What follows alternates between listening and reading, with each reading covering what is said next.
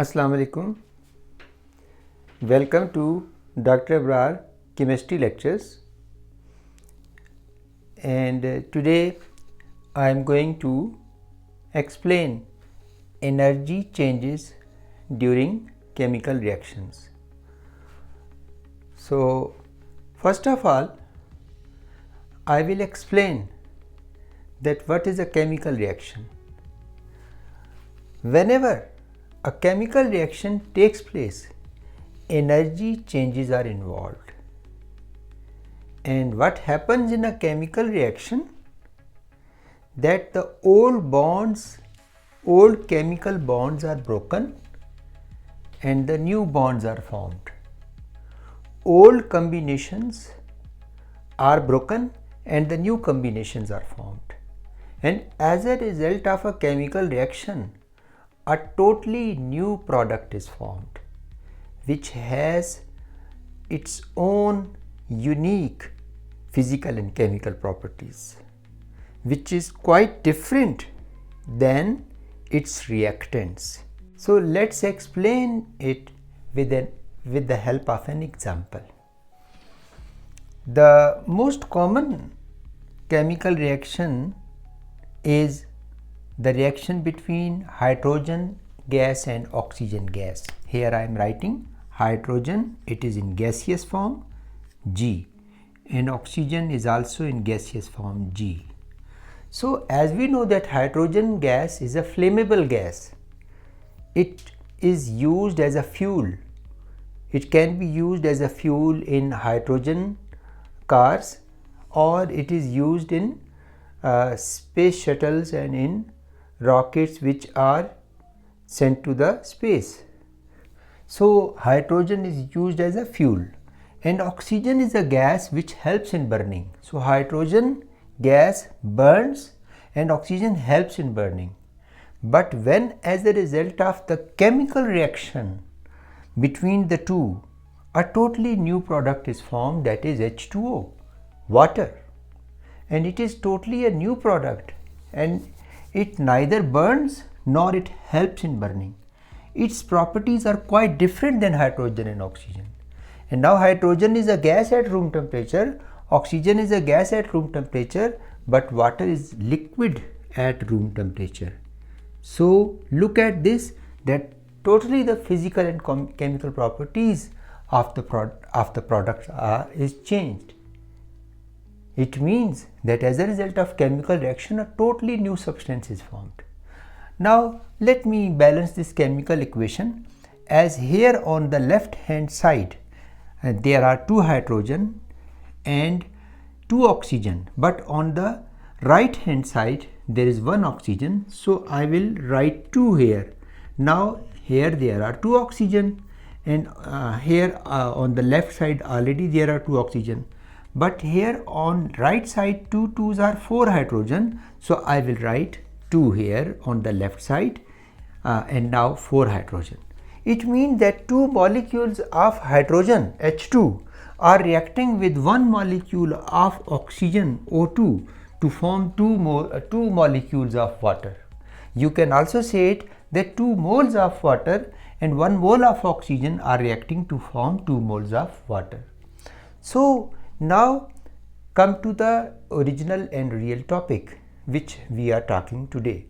That is, what is a chemical reaction? As I told in the beginning, that during a chemical reaction, old bonds are broken and the new bonds are formed. So let's say that here H2, here it is H and H, and there is a single line. It means this is representing 1 hydrogen molecule. This is another hydrogen molecule. So there are 2 hydrogen molecules, and each hydrogen molecule has 2 hydrogen atoms which are bonded through a single covalent bond. Similarly, there is 1 oxygen molecule which has double covalent bond. Now if we want that chemical reaction should take place, so first of all the old bonds must be broken. Here this bond must be broken, and this bond between hydrogen and hydrogen must be broken, and this bond as well between oxygen and oxygen, it must be broken. For breaking down of these bonds, energy is absorbed. Remember, energy is absorbed while breaking of the bonds. When the bonds are broken, the old bonds are broken, energy is absorbed by the chemicals. So it means when energy is absorbed, it means it is endothermic reaction. So this part of the reaction on the left hand side, where the old bonds are being broken, energy is being absorbed, and this part of the reaction is endothermic. Now come to the right hand side. When the new products are formed, so when hydrogen molecule will set apart, for example, when the old bond must be broken and the molecule must be set apart. So in order to set it apart, the energy is absorbed, and we give the energy to separate the atoms of the molecules. For example, to separate the two hydrogen atoms of this molecule, the energy is absorbed. So for bond breaking, energy is absorbed. On the other hand, when we want that a new bond is formed between hydrogen and oxygen, so for the formation of a new bond, for the formation of a new combination between hydrogen and oxygen, now a new bond, a new combination, a new friendship is being developed between hydrogen and oxygen. For this, the energy must be released. If the hydrogen and oxygen, the two reactants, they are coming together with full force and they are not releasing their energy, they are not giving up the energy, so they will collide but they will set apart. They are not able to form a product. If they want to form a product, if they want to form a stable relationship, if they want to form a stable bond, then both of them have to release energy to the surrounding. They have to lose their energy. They have to slow down. When they will slow down, then a stable relationship will be formed between hydrogen and oxygen. So therefore remember that during the new bond formation, energy must be released and is released. So this part of the reaction is exothermic when the products are being formed. So now in terms of the calculation, suppose it is calculated that when 1 mole of hydrogen molecules are broken, so 436 kilojoule per mole of energy is absorbed, and for the breaking down of oxygen molecule, 1 mole of oxygen molecule, 498 kilojoule of energy is absorbed. So in total 436 multiplied by 2. Why I multiplied 436 by 2? Because there are 2 moles of hydrogen, or 2 like say. So that's why I multiplied it by 2. Plus 498, it is 1 only. So 498. So in total, when you calculate it, so there is the energy absorbed during this, on the left hand side, during the breaking down of the older bonds, 1376 kilojoule of energy is absorbed. Now come to right hand side. So here the 461.5 kilojoule per mole of energy is released when a hydrogen oxygen bond is formed. A new hydrogen oxygen bond is formed, so 461.5 kilojoule per mole energy is released. But how many new bonds are formed between hydrogen and oxygen? 1, 2, 3 and 4. Therefore I multiplied this value with 4 because there are 4 new bonds are formed. So that's why in total on right hand side 1846 kilojoule of energy is released. It means that the energy released during the chemical reaction is greater, 1846, while the energy absorbed is 1300. So which value is greater? 1800. not 1300. 1300 is a smaller value. Now it means that overall energy released is larger, is greater. So we will subtract the two values, 1846 minus 1376, and when we will subtract, we will find the difference. The difference is 476. It means 476 units of energy overall is being released in this reaction. It means that energy is being released to the surrounding. When the energy, and this energy is mostly released in the form of heat, it means that heat is being released to the surrounding in this chemical reaction. That's why we will say that overall this reaction is exothermic, and the enthalpy change means that overall how much energy change took place? 476. And why we wrote it with minus? Because we wrote it with minus in terms of chemicals, because overall the chemicals, they released energy, they lost energy to the surrounding, and when they lost energy to the surrounding, so the level of energy of the chemicals, it dropped. It means that the chemicals lost the energy, so the loss will be expressed in minus, in negative value. So overall the energy change here in this particular example is written in minus. And when a chemical reaction, when an exothermic chemical reaction takes place, it means that the energy overall is released, and that energy is called delta H, enthalpy change, or delta H, and that is written in negative. But if the reaction is endothermic, which I will give another example later on, if the reaction is endothermic overall, so then the delta H will be positive. But here in this case, as the reaction is exothermic, in this example of hydrogen and oxygen and forming water, this combustion reaction, this is exothermic, so the delta H is negative. So as I am talking about endothermic and exothermic reactions, so now let's understand energy profile diagram for an exothermic reaction and energy profile diagram for an endothermic reaction. So here I draw two axes, x-axis, horizontal axis is x-axis, and this vertical axis is y-axis.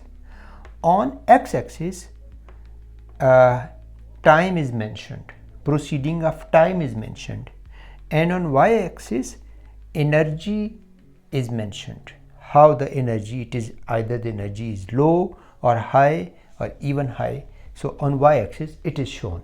Similarly here time on x-axis and energy on y-axis. This is, let's first discuss and explain the energy profile diagram for an exothermic reaction. Remember, during an exothermic reaction, the heat is given out, energy is given out to the surrounding, and the chemicals, they lose energy, they lose their energy to the surrounding. So when we say that chemicals lose energy to the surrounding, mostly in the form of heat, so on x-axis here reactants are shown. This is like reactants, and here if you see on y-axis, the level of the energy level of reactants is higher, much higher as compared to the energy level of the products. This is the energy level of the products. So at this stage the reactants, their energy level is high, and when the reaction proceeds, it starts. So first of all the energy will get higher, and the chemicals, they have to gain energy, and we have to provide energy to the chemicals. Why this energy is provided initially? In order to break down the older bonds, in order to break down the previous bonds, and in order to start the reaction. Until and unless you do not provide an activation energy to a chemical reaction, the chemical reaction will not start. So for starting a chemical reaction, we need to break down the older bonds and we need to provide an activation energy, a starter you can say. So here activation energy, this is the activation energy. It is mentioned EA as EA, activation energy. E for energy, A for activation. So this is the activation energy. The arrow, red arrow is showing from here reactants till the end. This is the energy barrier which they have to cross in any way to start a chemical reaction. And once the chemical reaction started, first of all the chemicals, they gained the energy and then they started losing energy, and the energy level started dropping, and this energy is given out in the form of heat and maybe light to the surrounding, and therefore the product's level is lower. Product's energy level is lower as compared to the reactants. This is specific for exothermic reaction. In exothermic reaction, the product's energy level is lower as compared to the energy level of the reactants. So this is the position. The energy level of the reactants is higher and the energy level of the products is lower. Now let's understand what is enthalpy change. Enthalpy change is the overall change in the energy level of chemicals during a chemical reaction. So overall, the energy level dropped from reactants to products in exothermic reaction. So here in the form of arrow from reactants till products, you will draw an arrow, and the direction of the arrow will be downward, indicating that energy is dropping, energy level is dropping, and this is given out to the surrounding during an exothermic reaction. So here I repeat, the enthalpy change, its arrow will be showing downward starting from reactants till products, and the activation energy during an exothermic reaction will start from reactants till the energy barrier, till this a kind of hill. This we have to cross this hill, we have to reach to the top in order to take a slide, in order to start a chemical reaction in both ways. Either it is exothermic or endothermic reaction. Now come to an endothermic reaction. During endothermic reaction, the reactants, their energy level is low, but the product's energy level is high. Why? Why it is like this?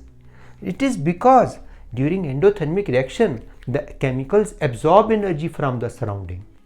When chemicals absorb energy from the surrounding in the form of heat, so the surrounding temperature, it will drop. It will cause a cooling effect. The temperature of the surrounding, of the environment, it will drop because of the endothermic reaction. Like in case of decomposition reactions, many of the decomposition reactions are endothermic reactions, in which a large molecule is broken down into simpler and smaller molecules. So now here the reactant's energy level is low, but the energy level of the products is higher in endothermic reaction. And here the activation energy, its arrow is much longer and larger, because all the way in all cases we have to start the activation energy from this point, from reactants, and it will reach up to the hill, up to the top of the hill, up to the top of the barrier, in both cases, either in this case or in this case. But here you can see that the arrow, its length is larger. Why its length is larger? Why it is longer? Because it is starting from reactants, and reactants level is very low. So we have to give a large amount of heat energy or large amount of energy to start a chemical reaction. So activation energy arrow is very long, and once it will reach to its top, then its energy level will start dropping to form products. Then they will start some amount of energy to release to for the formation of the new bonds during for the products, obviously. But overall the reaction is endothermic. Overall the energy is being absorbed in this reaction, and this is the delta H for enthalpy change. Delta H is enthalpy change. Delta H is enthalpy change. So here the delta H is, its direction is upward. In endothermic reaction, the direction of the delta H, its arrow will be upward. Remember, why it is upward? Because overall the energy is being absorbed by the chemicals. That's why the energy level overall is increasing in endothermic reaction, while here the overall energy level is dropping. That's why here the delta H, its enthalpy change, its direction is downward, while here the direction of the arrow is upward. So remember these this difference, right, of these two different conditions, right? Now let's, at the end, let's define activation energy, because in exams sometimes you are asked to define activation energy. So activation energy, it is represented by EA. It is the minimum amount of energy, the least amount of energy required for a chemical reaction to take place. So this was overall the this lecture was about the energy changes during chemical reactions. So I hope you understand the basic concepts. Thank you very much. At the end, I request you to share, subscribe and like my channel. Thank you.